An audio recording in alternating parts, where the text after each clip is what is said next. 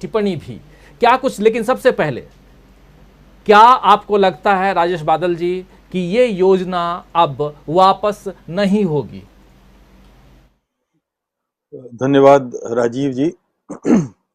देखिए, योजना वापस हो या नहीं हो, ये इस बात का मैं उससे भी ज्यादा गंभीर इस बात को मानता हूं कि कोई सरकार अगर इस तरीके के टूल्स या उपकरणों या उस तरह के प्रक्रियाओं का सहारा लेने लग जाए जिसमें वो प्रतिपक्ष से संवाद, संसद की कार्रवाई, संसद में चर्चा से बचने का प्रयास हो, तो यकीनन वो कोई उसको लोकतांत्रिक नहीं मानेगा।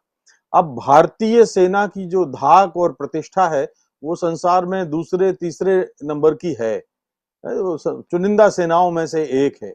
उसके लिए जो संविधान में अनुच्छेद 51 के तहत भी और उसके बाद जो समय समय पर जो प्रक्रिया अपनाई जाती है भर्ती की, उस भर्ती को किसी आज तक उस भर्ती प्रक्रिया पर आर्मी ने सवाल नहीं उठाए उनके अंदर सिस्टम में, कभी देश ने सवाल नहीं उठाए, कभी संसद में सवाल नहीं उठे, कभी किसी स्टैंडिंग कमेटी ने कोई सवाल नहीं उठाया, कभी उस प्रक्रिया पर कभी संदेह के बादल नहीं मंडराए।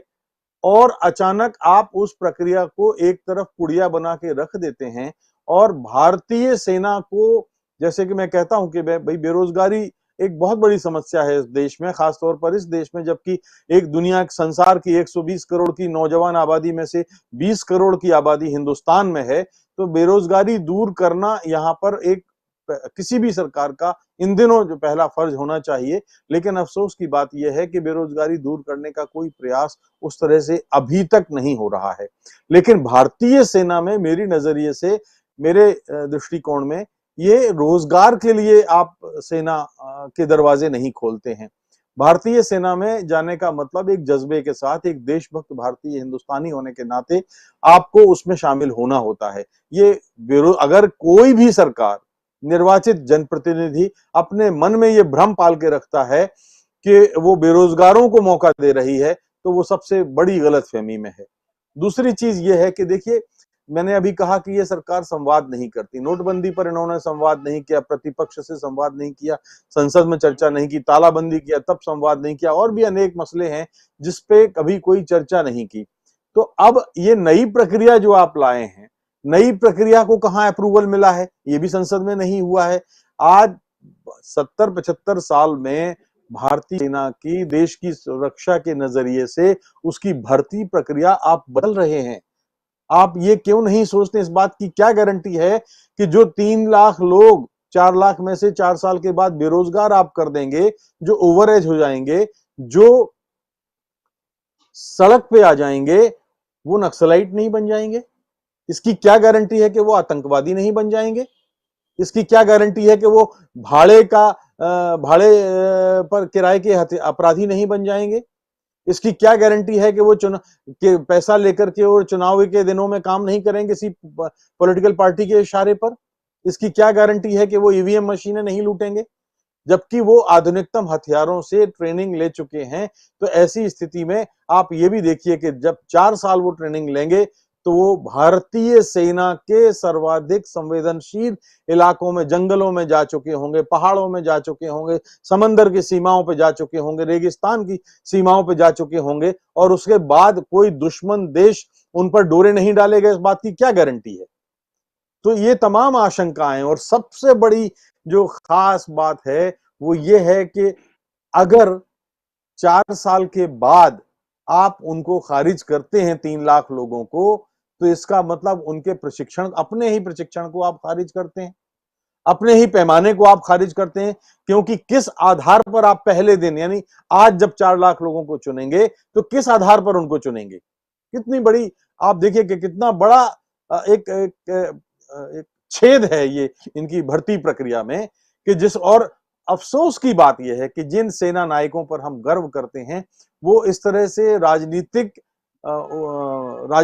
नजरिए से सरकार की नीतियों को बचाने का काम करें, ये हम जैसे भारतीयों के लिए एक अफसोस की बात है। और तीसरी बात यह है कि देखिए, अगर आपको करना है, कुछ भी करना है, मान लीजिए कि हमने भर्ती प्रक्रिया खारिज कर दी, हमने बिल्कुल नई प्रक्रिया लानी है, तो संसद में चर्चा कराइए। अभी संसद नहीं चल रही है। एक परंपरा है भारत में कि जब संसद चल रही होती है, जब संसद नहीं चल रही होती है तो नीति विषयक फैसले नहीं लिए जाते। जयशंकर जी मुझे करेक्ट करेंगे अगर मैं गड़बड़ हूं तो, गलत हूं तो दूसरी चीज ये है। तीसरी चीज ये है कि मान लीजिए आपने 3 लाख लोगों को उनको छोड़ दिया, क्या आप अब क्या आपने ट्रेनिंग दी उनको, आर्मी की, फौज की ट्रेनिंग दी, लेकिन वो हेल्थ डिपार्टमेंट में क्यों जाएंगे? फिर तो उनके 3 साल जिंदगी के बेकार हो गए। वो एजुकेशन डिपार्टमेंट में क्यों जाएंगे? वो कंप्यूटर डिपार्टमेंट में क्यों जाएंगे? वो फॉरेस्ट डिपार्टमेंट में क्यों जाएंगे? वो पुलिस डिपार्टमेंट में क्यों जाएंगे? जबकि ट्रेनिंग उन्होंने कहीं और की ली हुई है। आप अंतरिक्ष विज्ञान की अगर किसी को ट्रेनिंग देंगे और उसके बाद में उसको किसी फॉरेस्ट डिपार्टमेंट का नाकेदार बना देंगे? नहीं बना सकते। कहने का अर्थ यह है कि जो एक योग्यता के आधार पर चुनाव होता है रोजगार का, जिसकी हमारे संविधान में व्यवस्था है, अगर आप उसका पालन नहीं करेंगे तो ये बड़ा मुश्किल दौर हो जाएगा, बहुत मुश्किल हो जाएगा। और मैं दूसरी बात ये कह के अपनी प्रथम चरण की बातचीत को खत्म करूंगा कि देखिए, प्रतिपक्ष इन दिनों मुखर है और प्रतिपक्ष को मुद्दा सरकार दे रही है। आपको याद है कि जब यूथ सड़कों पर उतरता है तो सरकार के क्या हाल होते हैं। जयप्रकाश नारायण का आंदोलन जो है किसका था? यूथ का था। और उस यूथ ने क्या परिणाम दिया था? सरकार बदल दी थी। वीपी सिंह ने मंडल कमीशन लागू किया था, राजीव गोस्वामी ने आत्मदाह किया था, वो आंदोलन किसका था? वो यूथ का था। और उस आंदोलन ने सरकार बदल दी थी। आज ये आंदोलन यूथ का है और इसमें भी हमारे कई बेटे, छात्र, नौजवान, एक नौजवान की तो मैं खबर आज ही पढ़ रहा था कि वो उसने अपनी जान दी। तो जब ऐसी बात बन जाए, इतना बड़ा आंदोलन तो मंडल कमीशन वाला भी नहीं था कि 14 राज्यों में फैल जाए, 500-700 ट्रेनें जला दी जाए, 20-25 ट्रेनें जला दी जाएं, 500 ट्रेनें रद्द कर दी जाएं। इतना बड़ा आंदोलन, ये तो जयप्रकाश नारायण वाले आंदोलन के बराबर अब खड़ा हो चुका है। तो ऐसे में सरकार के हाथ पांव फूल रहे हैं। जब जब ऐसी स्थितियां होती हैं तब विवेक काम नहीं करता। तुलसीदास जी ने अपनी चौपाई में लिखा है, एक रामचरितमानस में लिखा है कि जाकी मति पहले हर ले ही, प्रभु जिसको दारुण दुख दे ही, वाकी मति पहले हर ले ही। तो ये संयोग से इनका हर पासा उल्टा पड़ रहा है और ये भारतीय जनता पार्टी के लिए बहुत बहुत बहुत गंभीर चेतावनी है कि अगर वो इस वक्त नहीं समझे तो। बिल्कुल, यही हम यहाँ समझने की कोशिश भी कर रहे हैं कि क्या अग्निपथ पर फंस गई है मोदी सरकार। और सबसे बड़ा सवाल यहाँ कि क्या खुद ही फंसा लिया इन लोगों ने अपने आप को? बीजेपी खुद फंस गई है, क्योंकि बहुत सारे सवाल हैं, बहुत सारी बातें हैं जो यहाँ हम कर रहे हैं, देख रहे हैं। सीधे आना